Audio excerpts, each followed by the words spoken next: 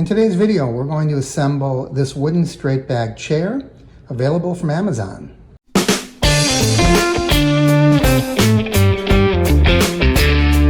So here's how it's packaged.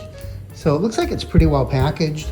We're going to take all these pieces out and then I'll show you how to put it together. There are actually two chairs here, so we'll just assemble one on camera. And this looks like a super easy assembly. We have the chair seat, the two front legs, the hardware, and the back and the rear legs are all one piece. So let's get started. For each chair, there's 4 long bolts, 4 medium bolts, 2 short bolts, and the Allen wrench that accommodates them. And take a good look at these bolts. You want to make sure that it is in this order closest to the head. There should be a small lock washer and then the large washer. Do not take that positioning apart because that's exactly how you're going to use them. First thing we're going to do is position the seat, and then the 4 bolts screw right in here. Screw them all in loosely. Make sure the whole chair is put together before you tighten everything. That way you can make sure that they all are in alignment.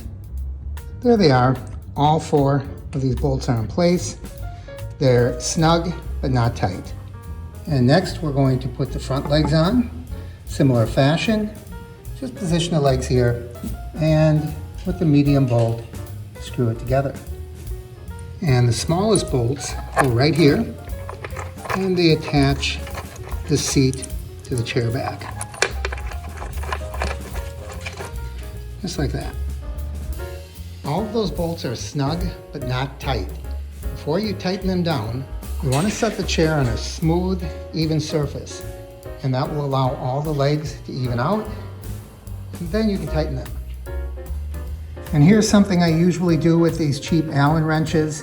One of these days these screws are going to come loose and you're going to want to be able to tighten them, so I always attach the Allen wrench somewhere hidden so it can be removed and used. No one will ever see this until such times they need it. And there is the final chair. It's really nice.